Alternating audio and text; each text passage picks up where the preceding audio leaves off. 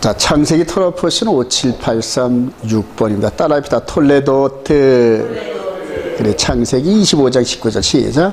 아브라함의 아들 이삭의 족보는 이러하니라. 아브라함이 이삭을 낳고. 톨레도트는 얄라드에서 유래했는데 출생, 후손, 결과, 역사를 나타낸다. 그래요. 그리고 오늘 토라포션 순서가 요 톨레도트 요거를 소개하는 건데, 요거를 잘 이해를 하면은 성경 전체의 큰 흐름의 목차를 알 수가 있어요. 목차를. 그래서 어떤 책을 먼저 볼 때는 항상 목차를 먼저 확인하잖아요. 이게 어떤 순서로 어떻게 기승전결을 낼 것인가. 그래서 항상 결론은 뒷부분에 있잖아요. 뒷부분에. 그래서 계시록 이 부분을 이제 뒷부분을 이렇게 뒀는데, 오늘 이 부분은 아담으로부터 시작돼 가지고 계시록 마지막 부분까지도 이렇게 목차 개념으로 이렇게 볼 수 있는 그런 기회가 됩니다, 여러분. 먼저 아브라함으로 이렇게 쭉 시작됩니다. 아브라함으로 쭉 시작되고 노아로 또 이어지고 아브라함으로 이어지고 이삭으로 이어지고 그 다음에 이제 오늘 야곱으로 이제 이어지고. 그러니까 이걸 다 글로 표현하려면은 읽는 데만도 며칠 걸리잖아요, 그죠? 그런데 이렇게 그림으로 아담, 노아, 아브라함, 그 다음에 이삭은 우물의 사나이잖아요, 그죠? 우물. 그 다음에 이제 팥죽 팔아먹은 야곱 이야기, 이런 식으로 해서 바로 이들을 중심으로 해서 이 하나님의 족보, 즉 여자의 후손과 함께 그 흐름이 우리들과 어떻게 연관이 되는지, 이 큰 흐름을 글로서 쭉 적은 것을 저는 이게 그림으로 딱딱 표시한 겁니다. 그래서 이렇게 큰 흐름으로 흘러가는구나. 그 다음에 이제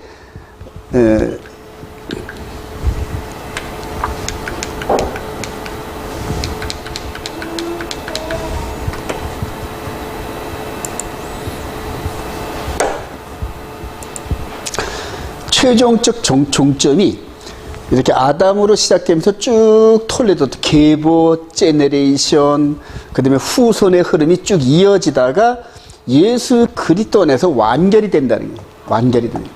그러니까 우리가 창세기 이런 부분들을 읽을 때도 항상 목표는 어디다 둬야 된다? 여기다 여기다. 그래서 여기까지는, 여기에서 우리 주님이 오실 때까지는 유다 지파로 오셨어요. 유다 지파로 오셨는데, 이때로부터는 이제는 이들이 얘기하는 나는 아브라함의 베냐민 지파야, 나는 아브라함의 에프라임 지파야, 이런 개념이 사라져버려요. 로마서에 보면은 이제는 혈통적 유대인이 아니요, 이면적 유대인이 유대이다, 이제 이런 식으로 돼요. 그리고 이 부분을 잘 이해를 해야 마지막 때 등장하는 이스라엘 백성들과 균형 감각을 가질 수가 있어요. 물론 이스라엘 백성들은 아직 예수를 모르기 때문에 이 혈통적 라인을 주장을 합니다. 주장하는데 그 주장이 너무 세서 글로 넘어가 버려요, 여러분. 이들의 주장이 너무 세가지고. 근데 예수 그리스도를 알면서 바울 사도의 관점을 딱 가지면은 이제부터 혈통과 족보의 얘기는 여기서 마무리. 유다 지파로 오신 이분을 통하여 마무리되고, 이제 이때로부터는 어떤 계보다 영적 계보예요. 그래서 믿음으로 이루어지는 믿음. 여기까지는 혈통, 어머니 모계 사회, 부계 사회, 이걸 따지는데, 이제는 예수 그리스도 안에서 믿음, 즉 믿음은 바라는 것의 실상이요, 이렇게 얘기했듯이 눈에는 안 보이는데 존재한단 말이에요. 그래서 혈통적 유대인이 아니요, 이면적 유대인인데, 이면적 유대인이 되기 위해서는 반드시 이분을 나의 구주로 영접해야 된다. 할렐루야. 그러면서 이제 톨레도트 이 계보가 계속 이어져 가지고 이분으로부터 2000년이 지난 현재 저와 여러분들이 이 톨레도트라는 가지에다 딱 접붙여지는 거예요. 그래서 우리가 예수를 믿으면 누구의 후손이다? 아브라함의 후손이 되는 거예요. 네. 이제 이게 영적 신비인데, 이 부분을 성경을 통하여 영적인 이 은사를 받지 않고는 이해를 못하는 거예요. 이해가 안 돼요. 그래서 그 도울 김용옥 씨가 참 그분 유식하고 공부 많이 한 분이에요. 그런 면에서 제가 존중을 하는데, 영적인 부분이 안 열려가지고 예수를 설명을 할 때, 어머니 저 동생 이들이 왔어도 저들은 내 어머니 동생이 아니야. 이런 식으로 폐륜적 말을 했다. 이런 식으로 강의를 하더라고, 방송에서. 육으로 생각을 하니까, 육으로 생각을. 그래서 아무리 똑똑하고 뭐 하더라도 영적인 부분이 안 열리면은, 영적 무시가구나, 이제 그런 게 느껴지더라고요. 저 어른들이 이런 톨레도 공부를 통하여서 큰 개론의 이 부분을 먼저 이제 공부하고 나면 바울 사도가 깨달은 바 육의 몸이 있은즉 영의 몸이 있느니라, 이걸 깨달아요. 그리고 성경 전체는 최종적으로 우리 영의 몸을 수확하시기 위한 농부이신 하나님의 지금 농사법 안에 있는 그런 저와 여러분들을 발견해야 됩니다. 발견해야 돼요. 이 부분을 잘 이해하시길 바랍니다. 그래서 성경 전체를 여러분들 계속 읽을 때 그냥 이런 큰 목차적인 개념 없이 읽으면은 백날, 만번, 천번 아무리 읽어도 이해가 안 되는 거예요. 영의 부분이 안 열리기 때문에. 그래요? 요게.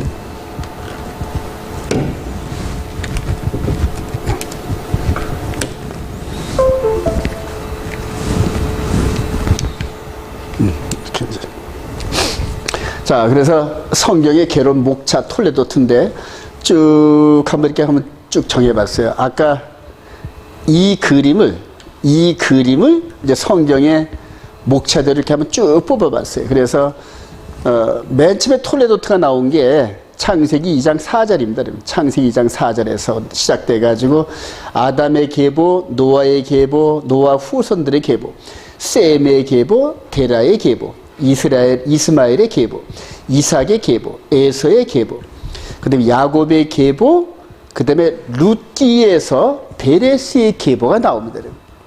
그리고 베레스의 계보 이후로 사사시대 이후로 베레스의 그 계통을 따라서 누가 나타난다? 다윗 왕이 나타난다. 그리고 다윗과 아브라함과 다윗의 후손 누구의 계보? 예수 그리스도의 계보. 이런 식으로 쭉 흐르는 거예요. 아까 이제 그림으로 보여줬던 걸 이제 글로 이렇게 표현한 겁니다. 여러분들 여러분 체크하셔가지고 그러면서 요 이전까지는 왕과 장자권 이런 부분들이 서로 분리가 돼요. 이제 왕권은 어느 계보를 통해서 유다 지파를 통하여 왕권이 흐릅니다. 근데 장자권은 그들의 에이프라임 통해서 야곱, 그 다음에 요셉, 그 다음에 에이프라임 이런 식으로 장자권이 흘러가는데 예수 그리스도 안에서 장자권과 왕권이 연합이 됩니다.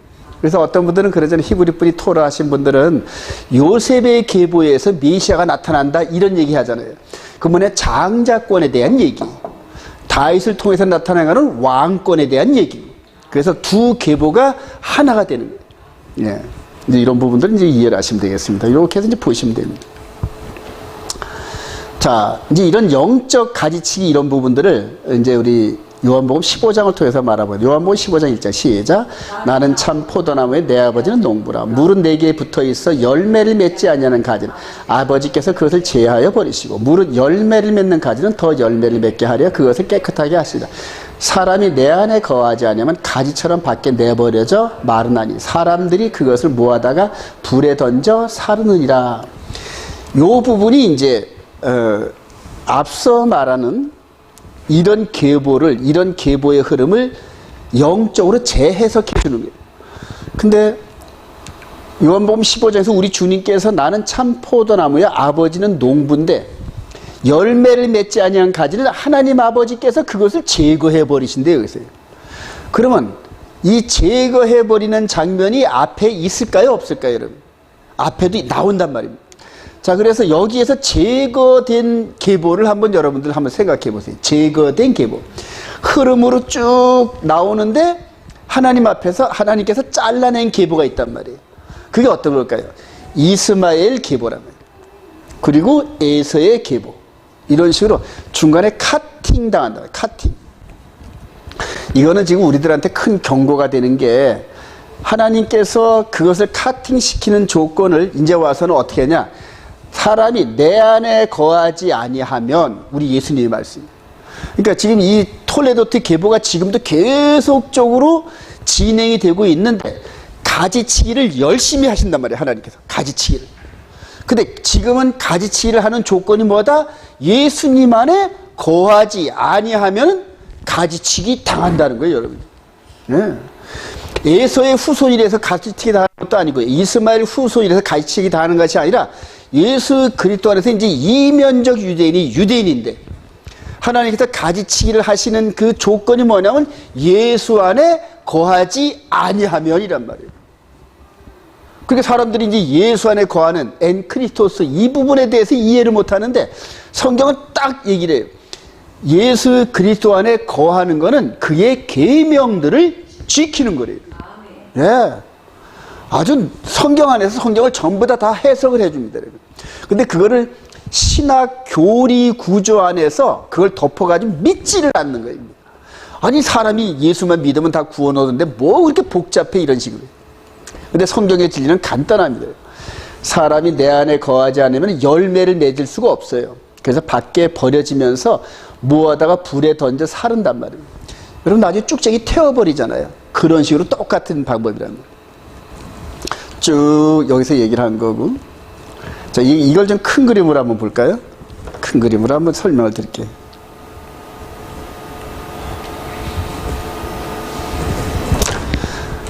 아담으로부터 시작돼가지고 쭉 나무를 키우는데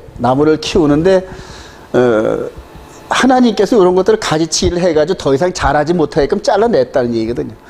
그리고 궁극적으로 이 흐름이 뭐 왔다 갔다 하는 것 같지만은 예수 그리스도까지 퍼즐이 연결된단 말이에요. 퍼즐이. 근데 예수 그리스도 안에서 요게 아담 이후로 예수 그리스도까지는 이제 육신적 계보예요. 육신적 계보. 자, 그리고 이제 이 부분 안에서 이들을 통하여 예배를 받으신데 이게 육신의 예법 이렇게 얘기를 합니다. 육신의 예법. 자, 히브리서 9장 한번 가볼까요? 이제 이 부분을 히브리서 9장에서 설명을 합니다.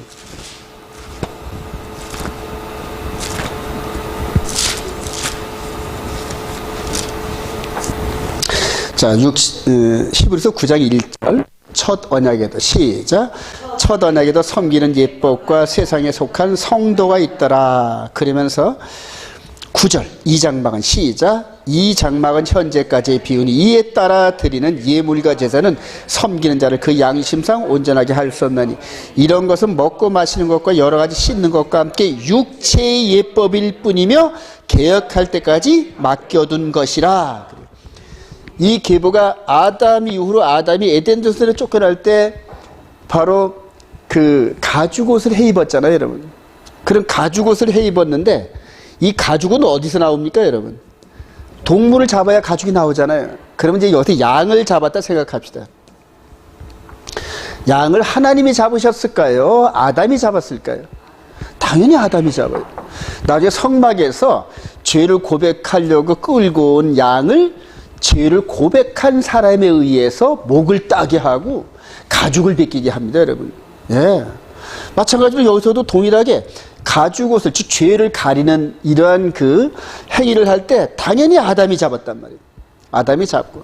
그리고 양의 피를 통하여서 장차 흘리실 예수 그리스도의 피와 동일하게 여겨주셨단 말이에요.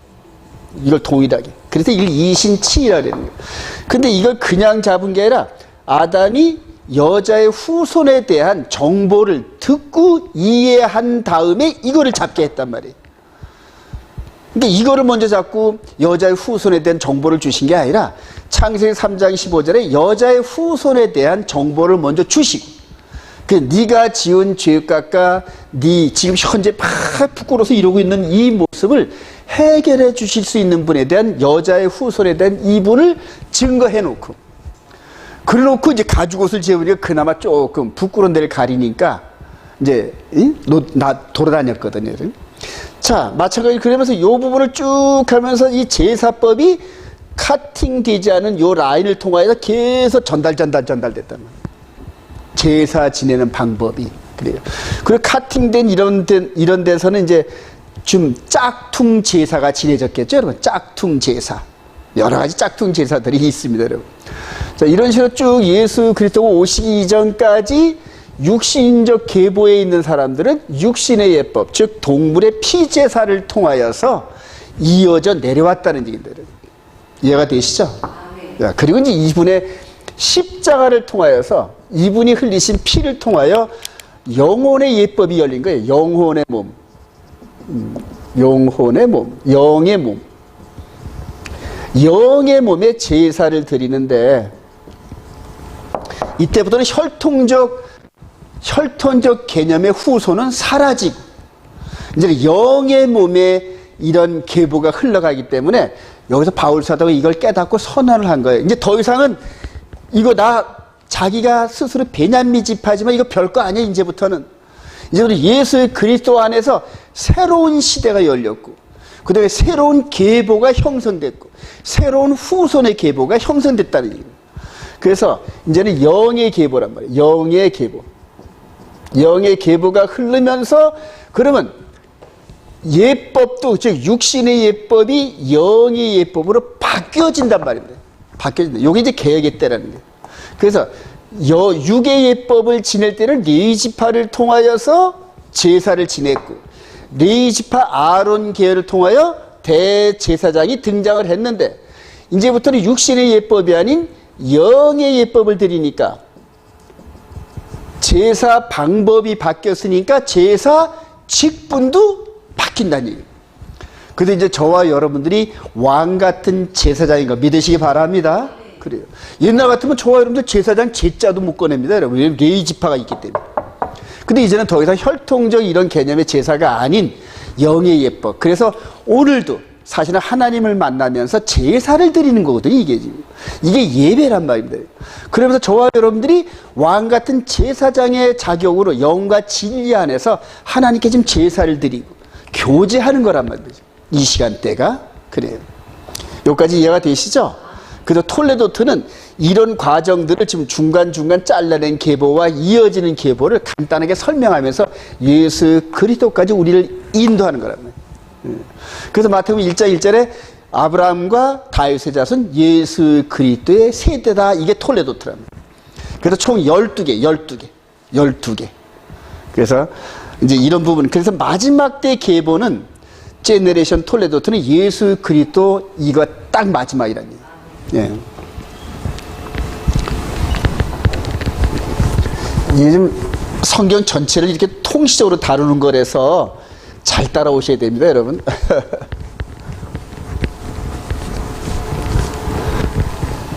그래서 바울 사도나 히브리서 기자의 영적 통찰력이 대단한 겁니다. 대단한 거고. 자, 우리 요한복음 3장 24절 시작. 그의 계명을 지키는 자는 주 안에 거하고 주는 그의 안에 거하시나니 우리에게 주시는 성령으로 말미암아 그가 우리 안에 거하는 줄을 우리가 아니라. 성경적 개념은 딱 하나잖아요. 그의 계명을 지키는 자는 주 안에 거하고. 그러니까 영적으로 우리 눈에 안 보이는 이 개념을 설명할 방법이 없어요. 아니 어떻게 해야 주 안에 거하는지 설명을 해야 합니다. 개념을 눈에 보이듯이. 그래서 요한 사도가 나중에 딱 결론 내리잖아요. 요한 3서 24절에서 그의 계명을 지키는 자는 주 안에 거한다 이렇게 얘기해요. 그럼 지금 예수를 믿으면서 이 계명을 안 지키면 어떻게 된다는 거예요? 주 안에 거하지 않는다는 얘기거든요. 그러니까 가지가 나무에 달려있지 않으면은 아무리 용을 쏘도 나무로부터 나오는 진액을 받지 못해서 열매를 못 맺는단 말입니다. 그러니까 살아있으되 죽은 거나 마찬가지란 말이에요. 이런 개념들을 이제 이해를 하시고. 그러면서 이 농부가 사과나무나 이 포도나무 이런 거다 전하는 거죠. 칼로 딱딱 잘라내요. 예. 저희들은 잘 모르지만 농부들은 과수원하시는 분들이 이걸 잘 알잖아요, 여러분. 그래요. 이제 이런 개념을 영적으로 이렇게 설명을 한 게 오늘 이 얘기예요. 저 여러분들 주님의 톨레도트 안에 있기를 소망합니다. 너무 중요합니다. 자, 그럼 톨레도트에 이제 세 가지 중심 주제가 있어요. 톨레도트 이 흐름, 즉 12흐름 속에서 아담으로부터 시작돼가지고 예수 그리스도 안에서 성경 전체가 12토막으로 되어 있는데 이 12토막에 똑같이 흐르는 공동 주제가 있다는 얘기인데, 공동 주제가. 창세기 18장 시작. 아브라함은 강대한 나라가 되고 천하 만민은 그로 말미암아 복을 받게 될 것이야. 내가 그로 그 자식과 권속에 명하여 여호와의 도를 지켜 의와 공도를 행하게 하려고 그를 택하였네. 이는 나 여호와가 아브라함에게 대하여 말한 바를 이루려 함이라. 여호와의 도, 이건 너무너무 중요합니다. 여호와의 도, 그래요. 이게 데레크, 야훼. 그래요. 자, 우리 이제 예수아죠. 구약에 이제 요훼, 바훼, 데레크, 여호와의 길인데 여호와의 도, 그래요. 이 길도자를 써가지고 한문으로 이제 번역을 하니까 여호와의 도인데 사실은 여호와의 길이. 그리고 이제 이분이 인카네이션은 내가 바로 곧 길이요 진리요 생명이란 말이에요. 아브라함한테 여호와의 길을 주셨던 그분이 나여 나, 그래요.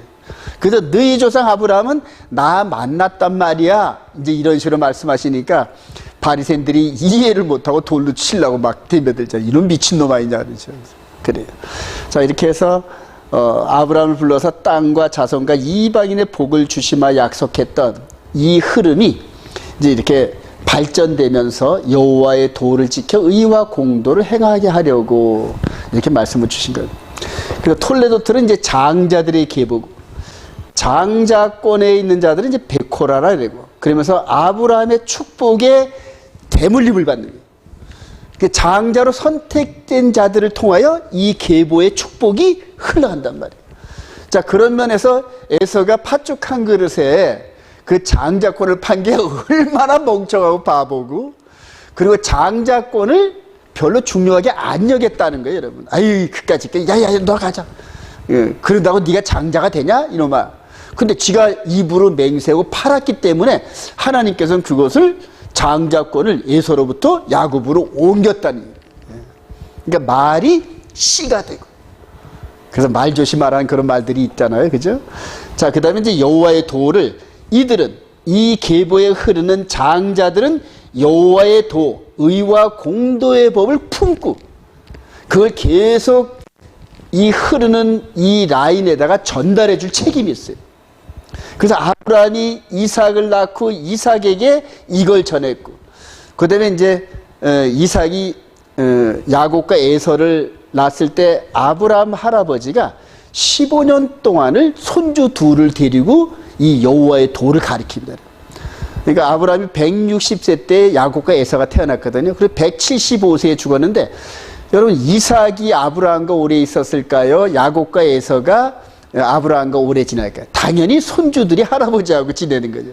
그러면서 이 여호와의 도를 계속 저를 가르쳤다는 얘기예요. 근데 야곱은 그걸 마음에 새기고 이렇게 귀를 귀담아 들으는데 에서는 맨날 밖에 나가서 활 쏘고 사냥하는 재미에 빠져가지고 그런 것 자체는 관심이 없었다, 이렇게 표현할 수가 있어요. 이 세 가지, 굉장히 이 세 가지가 이렇게 톨레도틀을 이렇게 이끌어가면서 성경 전체를 흘러가는 세 가지 맥입니다. 저와 여러분들이 이제 여호와의 도가 우리 마음 가운데 새겨졌어요. 그래서 영의 세계에서 여호와의 도를 순종하면서 퍼펙트한 영이신 하나님을 닮아가고 저와 여러분들 그래요. 자, 여호와의 도를 이어받은 장자권이 이삭의 축복. 이제 장자권자를 받는 이 축복인데 26장 1절 시작. 아브라함 때 첫 흉년이 들었더니 그 땅에 또 흉년이 들매 이삭이 그랄로 가서 블레셋 왕 아벨멜에게 이었더니 이 땅에 거류하면 내가 너와 함께 있어 내게 복을 주고 내가 이 모든 땅을 너와 네 자손에게 주리라. 내가 네 아버지 아브라함에게 맹세한 것을 이루어 네 자손을 하늘의 별과 같이 번성하게 하며 이 모든 땅을 네 자손에게 주리니 네 자손으로 말미암아 천하 만민이 복을 받으라. 이는 아브라함이 내 말을 순종하고 내 명령과 내 계명과 내 율례와 내 법도를 지켰음이라 하시니라. 즉 여호와의 도가 흘러가는 장자권자의 계보에는 물론 말씀을 지키면서 의와 공도의 삶을 사는 게 힘이 들 수가 있어요, 여러분.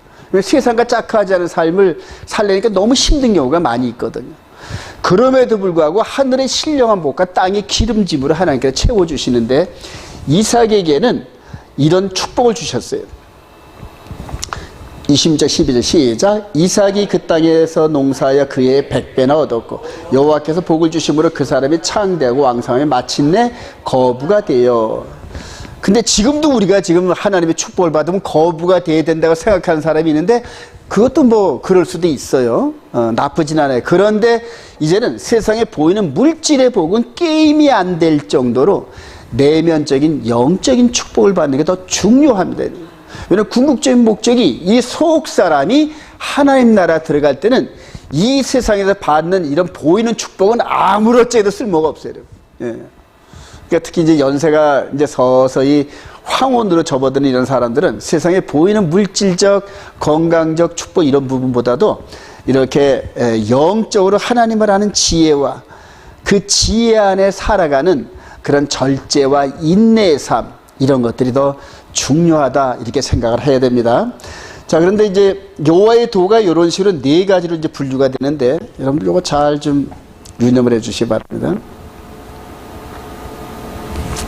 여호와의 도가 이렇게 네 가지로 분명히 되는데 미시메레트, 이거 이제 미시파팀으로 나중에 변하는데 원어에서는 이렇게 나옵니다. 그래서 미시메레트가 경계, 주의, 망범, 책무, 명령 이렇게 분류가 돼요.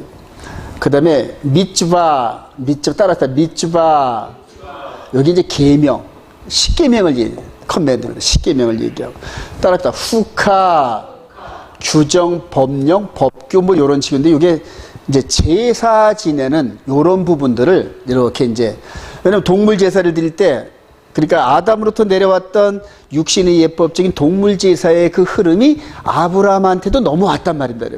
그래 아브라함이 가는 곳곳마다 제사를 지냈고 그리고 그 제사법이 어릴 때부터 따라다니던 이삭이 자연적으로 배워가지고 이삭이 제사를 드릴 때 양은 어떻게 잡고 가죽은 어떻게 베끼고 번제 드릴 때는 어떤 식으로 태워서 드리고 이런 식으로 그런 것들을 기록한 게 후카 이런 얘기란 말이에요. 후카. 자, 그리고 따라합니다. 토라. 이게 이제 굉장히 중요해요. 토라 논쟁이 엄청나게 붙어요. 토라 논쟁. 근데 이거를 율법, 지시, 가르침, 훈계, 계명, 법령 여러 부분으로 이제 그래서 이스라엘 백성들은 구약 성경 전체를 이렇게 토라 이렇게 얘기해요. 토라.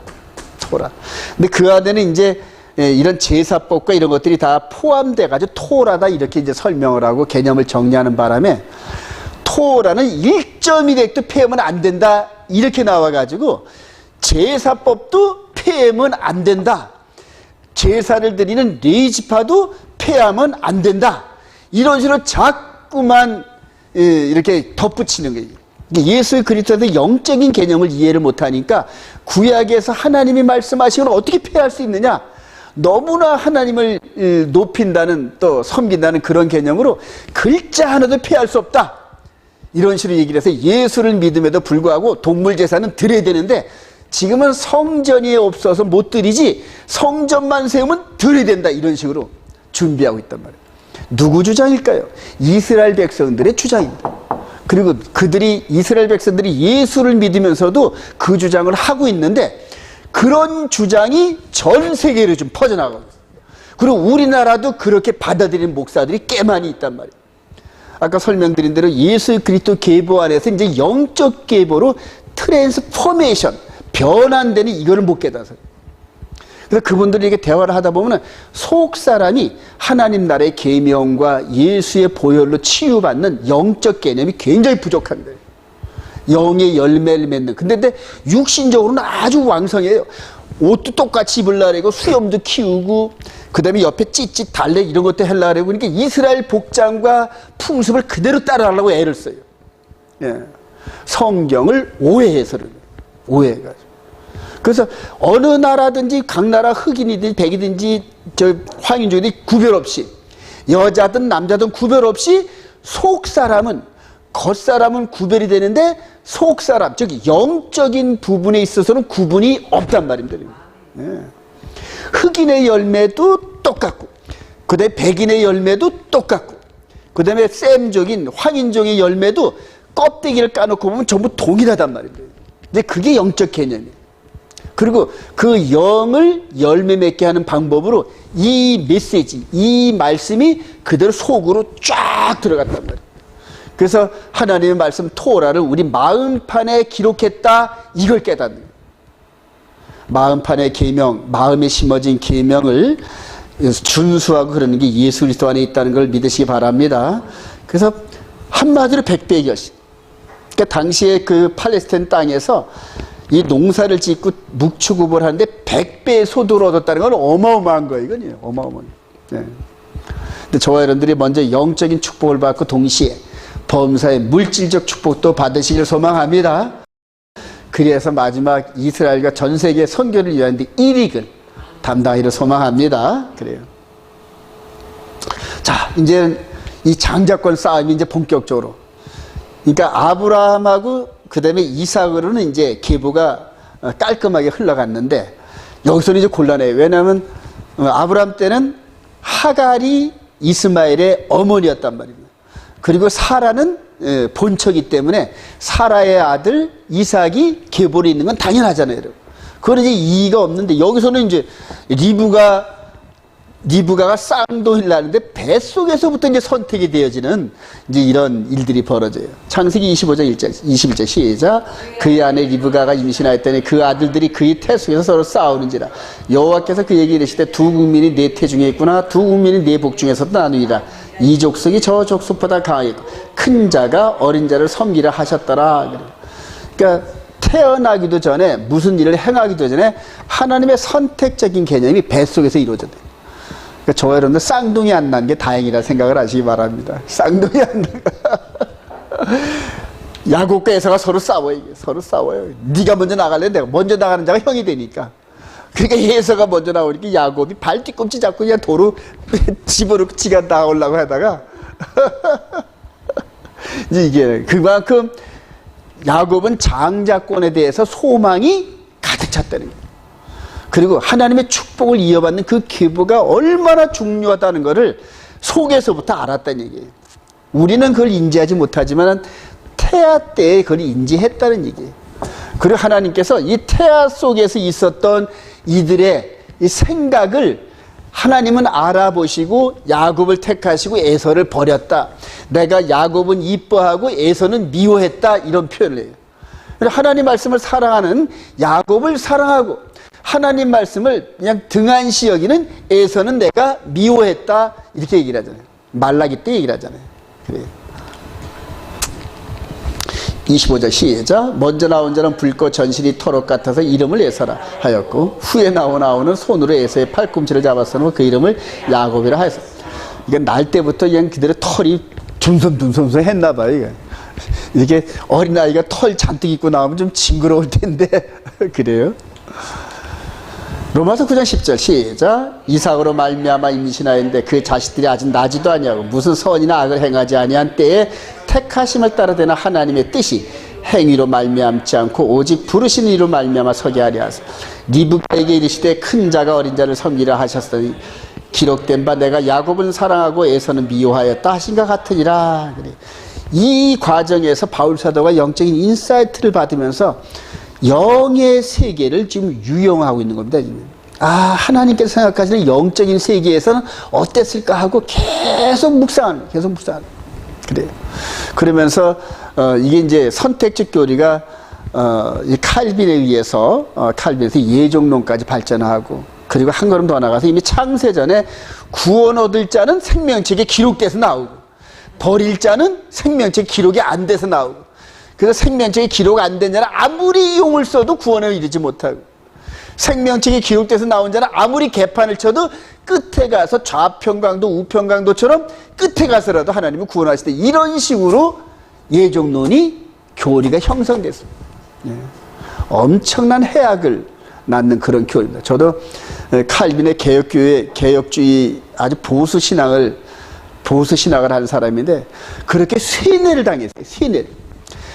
대학교 4년, 신대원 3년 동안을 칼로 시작해가지고 제가 칼빈 대학교 나왔으니까 칼로 시작했고, 그리고 신대원 가지고, 그 다음에 나중에 강도사 시험 볼 때까지도 칼빈이 떨어지면 안 되는 거예요. 정말 그런 식으로 한 10여 년 쇠뇌를 받으니까 성경이 정말 그렇게 보여요, 정말 성경이. 근데 히브리 풀이 토라 안에 있다 보니까 그게 아니더란 말이에요. 그게 아니더라고요. 장자권을 가볍게 여기는 에서와 야곱의 장자권 거래. 25장 29절 시작. 야곱이 죽을 썼더니 에서가 들에서 돌아와서 심히 피곤하여 야곱이 이르되 내가 피곤하니 그 붉은 것을 내가 먹게 하라 한지라. 야곱이 이르되 형의 장자의 명분을 오늘 내가 팔라. 에서가 이르되 내 가족이 되었으니 이 장자의 죽음이 내게 무엇이 유익하리요. 그러면서 그냥 팥죽 한 그릇에 팔아먹어요. 팥죽 한 그릇에 장자권을. 그래서 베코라 장자권도 팔고 그래요. 하나님이 그걸 보시고 이제 야곱을 이제 장자로 인정하고. 야곱이 시작. 야곱이 이르되 오늘 내게 맹세하라. 에서가 맹세하고 장자의 명분을 야곱에 판지라. 야곱이 떡과 팥죽을 에서에게 주며 에서가 먹으며 마시고 일어갔으니 에서가 장자의 명분을 가볍게 여기기 때문에 가볍게 여기겠대. 하찮게 여기겠대. 하찮게. 11에서 12장 16절 시작. 음행하는 자와 혹 한 그릇 음식을 위하여 장자의 명분을 판 에서와 같이 망령된 자가 없도록 살피라.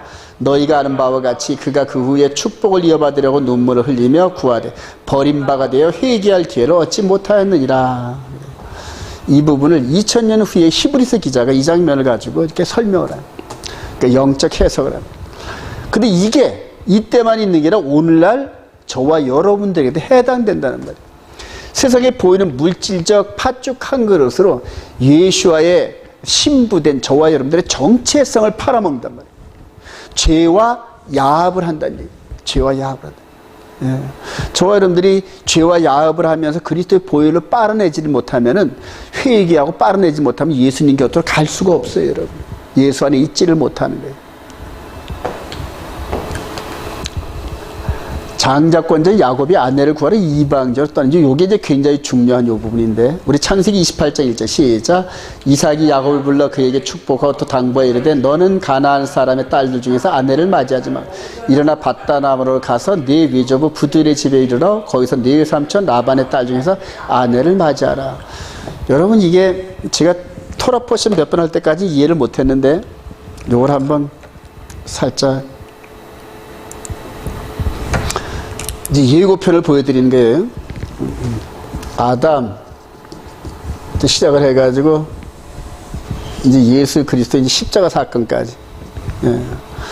근데 오늘 저와 여러분들이 이제 온 데가 여기서 노아, 그 다음에 아브라함, 그 다음에 이삭,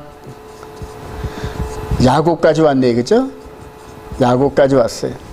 그럼 이후로는 아직 없는 미래란 말입니다, 여러분. 여기까지 이렇게 왔는데 하나님의 의도를 한번 잘 체크 한번 해보세요. 노아의 때까지는 이제 방주 안에 있는 자들만 구원한다는 큰 포괄적인 계시를 보여주셨는데 아브라함이 부름받아 가나안 땅에 들어왔다가 애굽으로 내려갔다 오면서 누구를 얻어요? 하갈을 아내로 얻습니다. 첩으로. 자, 이삭도 이방 지역에서 누구를? 리브가를. 리브가죠? 예. 그러니까 요 노아, 아브라함, 이삭, 야곱은 장자권이죠, 장자. 장자권은 베코라 그리고 여호와의 도를 품는단 말입니다. 근데 일정한 패턴이 시작됩니다. 일정한 패턴이. 반드시 장자권자는 어디를 갔다 와야 돼요? 이방 지역을 한 바퀴 갔다 와야 돼요. 이방 지역을. 그래서 아브라함 때 그 일이 이루어졌고 이삭 때에 그 일이 이루어졌고 그 다음에 이제 야곱이 지금 시작하려고 하잖아요. 지금 야곱이 시작을 하려고 하는데 그 동기가 형 에서가 죽이려고 하니까 할 수 없이 도망가는 패턴인데 그게 하나님의 경륜이란 말이에요. 그래서 야곱이 외삼촌 라반의 집에 가가지고 이제 아내를 구하러 출발하는 이 장면이 점점 더 계시가 커진단 말이에요. 계시가 커지죠. 다음에 이제 야곱의 아들 중에 12아들 중에 누가 갈 차례다? 요셉이 갈 차례라. 요셉이 장자권자가 돼버리거든요. 10명의 형들을 제껴놓고 요셉이 장자권자가 돼요. 그럼 요셉도 당연히 어디를 가야 돼요? 이방지역으로 가야 되잖아요. 당연히 가야 돼요. 근데 이방지역에 갔다가 어떻게 합니까? 돌아온단 말입니다, 여러분. 예. 패턴이. 아브라함 때도 그랬고, 이삭 때도 그랬고, 야곱 때도 그랬고, 요셉 때도 그랬고. 그 다음에 나중에 이제 이스라엘이 형성되잖아요. 이스라엘 12지파를 장자라 그럽니다. 이스라엘은 나의 장자다. 열방 가운데서 우두머리 국가로, 큰아들 국가로 선택한 이스라엘이 건국이 됩니다, 여러분. 사울왕과 다윗왕을 통해. 그러면은 하나님의 장자가 된 이스라엘은 당연히 어떻게 해야 돼요? 이방주로 가야 되잖아요, 여러분. 그럼 나라가 이방주로 순순히 갈까요? 아니면은 패망해가지고 노예로 끌려가야 될까요, 여러분? 끌려가잖아요, 말이에요. 그래서 이제 이스라엘이, 남북 이스라엘이 아수르와 그 다음에 바벨론에 의해서 멸망돼 이방으로 끌려간단 말입니다. 이 일정한 패턴이지, 그죠? 근데 이게 누구를 통해서 이루어져야 된다? 예수 그리스도도 장자잖아요, 그죠? 장자. 이분도 예루살렘 여기에서 십자가를 통하여서 신부값을 지불하고, 그리고 이 나라의 본토 여기 예루살렘 여기에서 어디로 가야 된다? 이방교로 한 바퀴 돌아야 되잖아요. 그렇죠? 이게 이 패턴이 아브라함 때부터 나타나면서 이게 하나님의 지문입니다. 지문. 어떤 일을 했을 때 영적으로는 안 보인단 말입니다. 근데 그 영적인 지문이 이들의 삶의 패턴을 통하여서 드러나는데, 우리 주님께서 십자가를 지시기 전에 마태복음 22장에 하나님의 나라는 어떤 큰 임금이 아들 장가 보내는 얘기다, 이렇게 결론이잖아요. 네. 그러면서 그 장가 보내는, 장가 가는 당사자가 누구다? 당신이란 얘기거든요. 예수 그리스도란 얘기. 근데 이분이 이제 여기서 이렇게 이런 패턴대로 이방 지역 가가지고 신부들을 구해오는데, 지금 이방인이 2000년 동안의 이 흐름이 신부 전부 다 구하는 신부. 여기서 리브가를 종을 보내서 신부를 이렇게 받아들였던 것처럼 진짜 사도들을 파송해서 예루살렘과 온 유대와 사마리아 땅끝까지 이르러서 내 신부들 데려와, 이 얘기거든요. 그리고 바울 사도는 나는 중매장이다. 자, 그런데 여기서 끝나는 게 아니라 여러분 이걸 한번 보세요. 요 아담이 시작됐던 이게 지구촌이란 말입니다. 그죠? 그 다음에 여기도 지구촌이에요. 그러면 이 지구촌이 하나님 나라야. 하나님 나라가 여기라면 하나님 나라. 하나님 나라. 여기에서 아들 예수아를 우주적으로 장가 보낸단 말입니다. 결혼시키려고. 그러면 나라 여기에서 어디로 보내야 될까요? 이방적으로 보낸단 말이에요. 이방적으로. 즉 우리 지구촌이 이방 지역이에요, 여러분. 이방 지역. 그리고 여기서 아담으로부터 시작됐던 이 신부 구하기가 계속 흘러가지고 여기까지 오는데, 중간에 방해자가 누굴까요? 마귀란 말이에요. 마귀. 자, 이 야곱이 나중에 돌아올 때 제일 방해한 사람이 누구예요? 외삼촌 라반. 그 다음에 요셉이 한 바퀴 돌아오는 과정에서 출애굽을 할 때 제일 방해자가 누구다? 바로왕. 그 다음에 이 이스라엘이 지금 현재 이렇게 예수 그리스도 안에서 돌아오는 그림인데, 현재 이방 지역에서 하나님을 대적하는 이 그림이 누구다? 교황. 근데 썬데이 그룹의 개신교. 이들이 전부 다 지금 하나님의 나라의 예수 그리스도의 신부들을 미혹하고 넘어뜨리는 주범들이에요. 좀 주범들. 그러니까 여기서 이 아브라함 때도 여기도 이제 바로 왕이 방해했고, 쭉 방해자들이 나타나는데, 이방 지역에서 반드시 방해자가 나타나요. 그리고 맨 마지막에 후 3년반 3과 2분의 1 요때 실제적으로 하늘에서부터 우리 주님이 이방 지역으로 아내를 구하러 내려올 때 따라 나온 마귀가 첫사람 아담과 정원 계약을 맺었는데 여기서 방해하잖아요, 그죠? 왜냐하면 말씀을 가지고 변개해서 신부의 자격을 상실하게 만들어버립니다. 그런 일들이 계속 벌어짐에도 불구하고 우리 예수 그리스도께서는 당신의 신실한 시대마다의 신부들을 어디다 기록했다? 생명책에. 생명책에 전부 기록했답니다. 오, 너는 나의 신부. 이런 식으로 기록해놨어. 그리고 여기서 아담 이후로 6,000년 동안을 지금 계속 생명책을 어떻게 한다? 채워가고 있잖아요. 하나님이 여기서 내려오실 때 그냥 가서 되는 대로 구해오는 게 아니라 정확한 숫자가 기록되죠. 예수 그때 신부, 예수 때 백성들에 대한 이런 모든 숫자까지도 세밀하게 전부 다 계획해 놓으시고, 그리고 그걸 채우느라면 생명책에 계속 지금 채워놓고 현재도 지금 생명책에 계속 이름이 기록되는 중이에요. 우리 주님이 강림하시기 직전까지 계속 생명책에 당신의 신부들의 이름들을 기록해요. 그게 바로 예수 있는 자, 예수 안에 있는 자들, 하나님의 계명과 예수 믿는 증거를 가진 자들, 할렐루야. 이들이 시대마다 전부 다 동일한 패턴으로 신실한 신부가 돼서 이렇게 기록되죠. 자, 그러면 이제 중요한 게 뭐냐면 여기서 오셨으니까 반드시 이삭도 들어오고 야곱도 들어오고 요셉도 들어오고 이스라엘도 들어오는데 이방제의 신부를 다 구한 우리 예수님께서 어디로 돌아가실까? 아버지 나라로 돌아가신다. 이게 한바구, 즉 장자, 하늘의 장자가 이 땅에 오셔서 신부를 구하고 돌아가는 그림이에요. 그리고 돌아가는 뭐 하냐? 우리 이 고린도전서 15장 한번 가보겠다. 고린도전서 15장.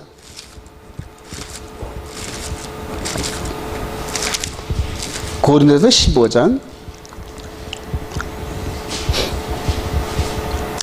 우리 22절. 고린도전서 15장 20절. 아담 안에서 시작. 아담 안에서 모든 사람이 죽은 것 같이 그리스도 안에서 모든 사람이 삶을 얻으리라.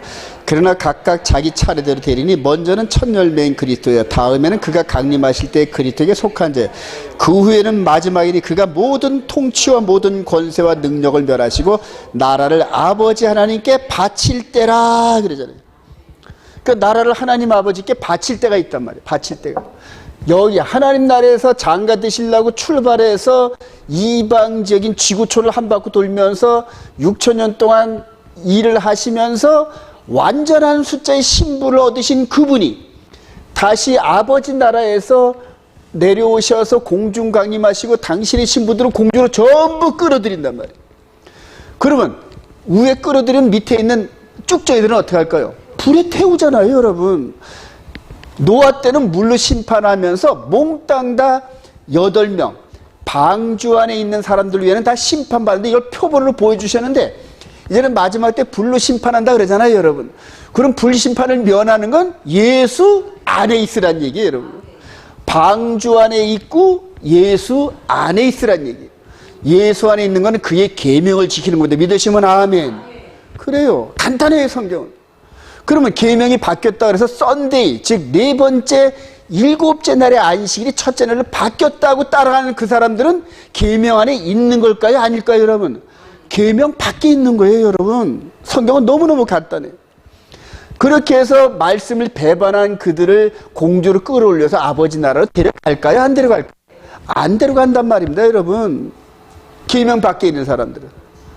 그런데 여기서 아버지 나라로 돌아가는 이 그림인데 여기다가 우리 주님 강림하시고 1000년 동안 여기서 땅에다가 왕노릇하시고 하는 그 과정이 뭐가 필요하냐는 얘기예요. 마지막 때 어마어마한 미혹이 있는데 이 미혹을 말씀을 통하여서 반론을 제기할 수 있는 사람이 없어요.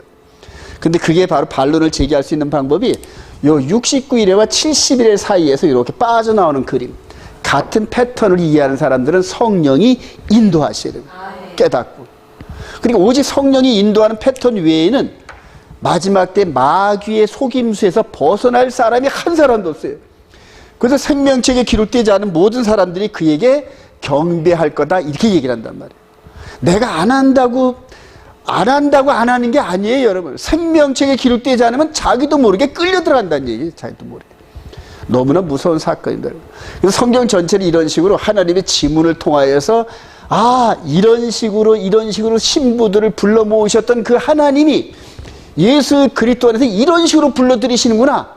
그럼 신부된 우리는 예수를 믿고 그의 계명을 순종하는 거구나. 이걸 깨닫는 거예요. 근데 지금 계명 지킨다면 이단 그러잖아요. 율법주의라고. 세상이 이렇게 변해버렸어요. 마귀가 얼마나 공격을 효율적으로 했는지 모든 사람들이 다 넘어가 버렸어요. 모든 사람들이 다 넘어가요. 근데 저처럼 미련한 사람이나 안 넘어가고. 그래요. 그래서 어느 시대든지 진리의 말씀은 듣기가 좀 꺼려져요. 듣기가 싫어요. 왜냐하면 세상과 짝하지 않아서 불편해요, 뭔가.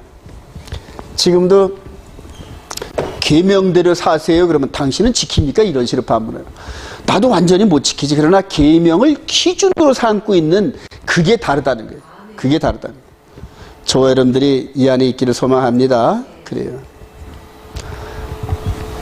아브라함에게 시작. 아브라함에게 허락하신 복을 내게 주시되 너와 함께 내 자손을 주사 하나님이 아브라함에게 주신 땅 곧 내가 거류한 땅을 내가 차지하게 하시기를 원하노라. 그래요. 이삭이 축복하는 거예요. 아브라함한테 받았던 이 축복을 이삭한테. 여기서 어머니 리브가는 지금 에서가 오는지 망보잖아요. 지금 이게 부자가 합동해가지고 지금 아버지를 속였어요. 말라기 1장 2절 시작. 여호와께서 이르시되 내가 너희를 사랑한도라 하나 너희는 이르기를 주께서 어떻게 우리를 사랑하셨나이까 하노라. 나 여호와가 말하되 에서는 야곱의 형이 아니냐 그러나 내가 야곱을 사랑하였고 에서는 미워하였으며 그의 산들을 향폐하게 하였고 황야 이리들에게 넘겼느니라. 이런 장면들. 근데 우리가 하나님의 입장에 되면 이해를 해요. 하나님의 말씀을 정말로 믿고 따르고 순종했던 야곱, 하나님의 말씀을 별 볼 일 없는 팥죽 한 그릇 정도밖에 생각 안 하는 그러한 에서, 누구를 더 예뻐하겠어요? 네. 당연히 하나님께서 야곱을 예뻐하시겠죠. 자, 히브리서 1장 1절 시작. 옛적의 선자들을 통하여 여러 부분과 여러 모양으로 우리 조상들에게 말씀하신 하나님, 이 모든 날 마지막에는 아들을 통하여 우리에게 말씀하신 이 아들을 만유의 상속자를 세우시고 또 그로 말미암아 모든 세계를 지는 또 그가 마다들을 이끌어 세상에 다시 들어오게 하실 때 하나님의 모든 천사들은 그에게 경배할지어다. 히브리서 기자가 마다들 베코라를 깨달은 거예요. 베코라를. 아, 이런 패턴이구나. 마다들 패턴이었구나. 이제 이걸 깨달은 거예요. 여러분들 이것만 충분히 이해하더라도 창세부터 시작해 계시록에서 하나님의 목적이 뭔지 꿰뚫어져요, 여러분. 결론은 그래요. 우리를 신부로 만드신다는 거예요. 신부된 우리, 지금 신부로 우리가 선택된 우리가 그러면 신부다운 모습, 하나님의 아들 예수 그리스도에 버금갈 정도의 신부로 되는 모습이 뭐냐? 이제 이거를 고민하라는 얘기. 이거를 고민해요. 자, 계시록 19장 11절 시작. 또 내가 하늘이 열린 것을 보니 보라 백모와 그것을 탄 자가 있으니 그 이름은 충신과 진실이다. 그가 공의로 심판하며 싸우더라. 그 눈은 불꽃 같고 그 머리에는 많은 관들이 있고 또 이름 쓴 것 하나가 있으니 자기밖에 아는 자가 없고. 그래요. 이제 이분이 드디어 이렇게 공주로 휴거된, 글쎄 공주로 휴거된 백성들인지 아니면 이걸 영적으로 설명한 건지 확실히 잘 모르겠어요. 그러나 하여튼 어쨌든 창세 이후로 계획된 신부들을 전부 다 정결한 신부로 전부 다 따르는 이들. 그래요. 계시록 13, 19절 13 또 시작. 또 그가 피 뿌린 옷을 입었는데 그 이름은 하나님의 말씀이라 칭하더라. 하늘에 있는 군대들이 희고 깨끗한 세마포 옷을 입고 백마를 타고 그를 따르더라. 저와 여러분들이 이 안에 속하길 소망합니다. 그래요. 이 안에 속하시고. 시편 110편 4절 시작. 여호와는 맹세하고 변하지 아니하시리라. 이르시기를 너는 멜기세덱의 서열을 따라 영원한 제사자라 하셨도다. 또 주의 오른쪽에 계신 주께서 그의 노하신 날에 왕들을 쳐서 깨트릴 것이라. 고린도전서 15장 20절 시작. 아담 안에서 모든 사람이 죽은 것 같이 그리스도 안에서 모든 사람이 삶을 얻으려. 그가 모든 옷을 그 발에 둘 때까지 반드시 왕 노릇하시. 맨 나중에 멸망받을 원수는 사망이지라. 맞아, 백보자 심판이 어서 벌어져. 쭉 벌어져. 이제 이런 부분들은 이제 부활 이후에 영적인 세계에서 제가 뭐 어떻다 이렇게 결론 내기는 참 힘들어요. 그러나 이런 게 있다 이렇게 성경은 얘기를 합니다. 근데 이 심판 안에서 그리스도 안에서 생명체 기록된 저와 여러분들은 둘째 사망의 해를 받지 않는다는 겁니다. 예수 그리스도 안에 있는 자들은 그래요. 계시록 20장 12절 시작. 또 내가 보니 죽은 자들이 큰 자나 작은 자나 그 보좌 앞에 서 있는데 책들이 펴있고 또 다른 책이 펴져 있으니 곧 생명책이라. 죽은 자들이 자기 행위를 따라 책들에 기록된 대로 심판을 받으니 사망과 음부도 불못에 던져지니 이것은 둘째 사망 곧 불못이라.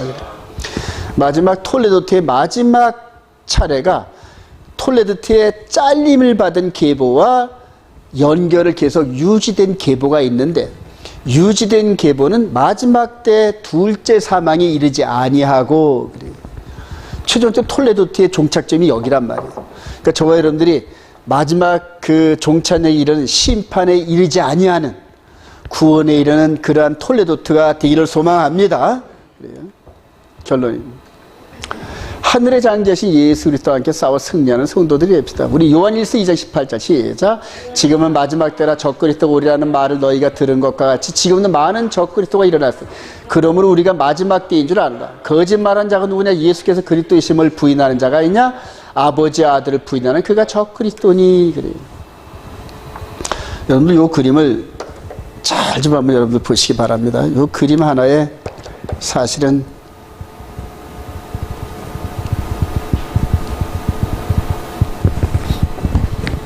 이 그림 안에 아주 상당한 많은 뜻이 포함되어 있는데, 좀 이렇게 지금 이 바리새인이 손가락질하고 막 하는 이게 좀 어느 장면일까요? 십자가를 못 박아라, 십자가를 못 박아라, 십자가를 못 박아라. 이게 초림, 이게 69일의 중에 3과 2분의 1이 끝나갈 지점에 여기 이제, 그러니까 마지막 한일에, 이게 횟수는 7년인데 전 3년반은 예수님께서 십자가 사역을 이루시기 위한 이런 과정에서 이스라엘 백성들의 역할입니다, 여러분. 이게.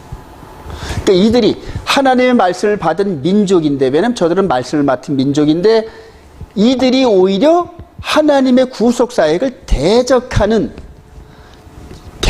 그런 그룹에 속해 있었다는 얘기. 즉 우리 주님께서 이들과 늘 대화를 할 때 하는 말씀이, 너희들이 같은 성경을 읽고 하는데 해석을 오해하였도다. 그러니까 성경을 오해한 거예요. 성경을 오해한 거예요.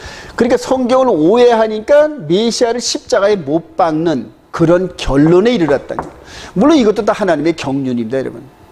근데 마귀는 이렇게, 즉 하나님을 섬기는 그룹의 핵심 라인들을 성경을 잘못 이해해가지고 오히려 하나님을 대적하는 그룹으로 만들었단 말이에요. 마귀의 작품이란 말이에요. 근데 그것까지도 하나님의 큰 계획 안에 들어가 있어요, 여러분. 계획 안에 들어가. 제가 이 부분을 강조한 거는 이제는 우리 주님이 재림하는 요 기독교 2000년 동안에 열매 맺는 이 이방인 시대가 끝나고 나서 다시 생각지도 못했던 이스라엘 백성들이 1948년에 독립을 했잖아요. 그리고 현재 한 75년 정도 흘러서 75년 돼서 2022년인데 이들이 등장한다. 그러니까 이스라엘의 대표적인 오르토독스를 말하는 상징적인, 이들과 똑같아요, 여러분. 똑같아요. 그러니까 요 상태를 동면시켰단 말이에요. 동면시키고 2000년 만에 깨우다 보니까 이들이 나타나는데, 이들이 지금 저 때에 그것을 재현하기 위해서 성전을 건축한 제3성전. 성전을 건축. 이게 제3성전 세워집니다, 여러분. 하나님께서 세워진다고 얘기해요. 여기서 뭘 드리고 싶다? 동물 제사를 드리고 싶어요. 그럼 오늘 톨레도 기준을 할 때 계속 아브라함의 후손을 연결하고 싶다는 얘기인데, 아브라함의 후손. 그 동시에 육신의 예법을 진행하고 싶다는 얘기예요. 근데 이미 육신의 예법은 십자가를 통하여 완성됐단 말이에요. 근데 완성된 걸 부인하고 다시 이거를 세우려는 행위가 하나님을 축복하는 행위일까요? 대적하는 행위일까요? 대적하는 행위. 대적. 그래, 이거를 누가 초대교회 때 조림했을 때 마귀가 이들을 사용했던 것처럼 마지막 때 마귀가 누구를 사용할까요? 주로 이들을 사용한단 말이죠. 이스라엘. 근데 이스라엘이 나쁘다는 게 아니라 마지막 70일에가 될 때까지 이들이 육신적 이스라엘을 계속 이어져 가야 돼요, 여러분. 그리고 이 가운데서도, 이스라엘 가운데서도 렘넌트, 남은 자들. 요 초대교회 때도 바울 사도가 이들이 다 하나님을 대적했어도 이 가운데서 바알에게 무릎 꿇지 않은 남은 자가 있는데, 남은 자만 구원에 이른다니. 동일하게 여기서도 맨 마지막에 이스라엘 백성들이 온 국가적으로 회개하고 돌아온다, 이런 식으로 지금 이스라엘 백성들이 주장하는데 그거는 아니에요. 비성경적. 이때도 똑같이 남은 자들만 구원에 이르는 거예요. 대다수 이스라엘 백성들이 하나님을 대적하는 적그리스도에 이용당하고 넘어가고, 그렇게 해서 결과적으로는 하나님과 모든 백성들을 이렇게 멸망의 이런 쪽으로 끌고 가는데 선두주자로 쓸 겁니다, 이들이. 지금 마지막 때 이걸 잘 이해해야 됩니다. 그래서 우리들이 주목할 것은 이스라엘 가운데서 렘넌트들, 이들을 주목하면서 이들을 위해서 기도하고, 이들의 정체성과 우리들의 정체성이 일치가 되면서 한 세 사람을 이루는데 힘을 써야 됩니다, 여러분.